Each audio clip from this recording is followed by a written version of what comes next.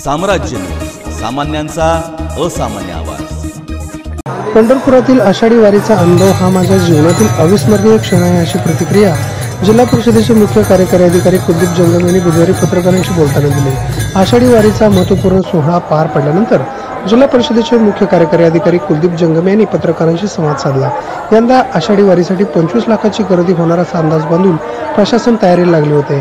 पालखी मार्गावरील सुविधा अशी मोठी जबाबदारी जिल्हा परिषदेच्या प्रशासनावर होती। कुलदीप जंगम म्हणाले की आषाढी वारी हा माझ्या जीवनातील पहिलाच अनुभव होता, त्यामुळे नियोजनाबाबत विभाग प्रमुखांशी सतत बैठका लावत मी त्याचे नियोजन केले होते। पालखी तळावर कायमस्वरूपी सोयी सुविधा करण्याचा आराखडा तयार करण्यात आला आहे। त्यातून दरवर्षी एक मॉडेल पालखी तळ तयार करण्यात येईल, अशी माहिती CEO जंगम यांनी दिली। यावर्षीच्या आषाढी वारीबाबत कोणत्याही विभागाकडे SOP नाही, यावर लक्ष केंद्रित करून काम करण्यात येत आहे। पालखी मार्ग शेजारील झेडपीच्या मालकीचे 16 रस्त्यांचे काम चांगल्या प्रकारे झाले आहे।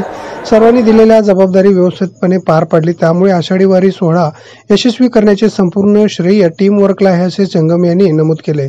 पालखी सोहळा गेल्यानंतर लगेच साफसफाई केली जात आहे, त्यामुळे स्वच्छतेचे मोठे काम झाले आहे।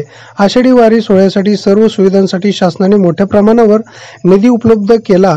मुख्यमंत्री कार्यालयाने स्वतः वारकऱ्यांच्या सुविधेच्या नियोजनाकडे लक्ष दिल्याचेही त्यांनी यावेळी नमूद केले।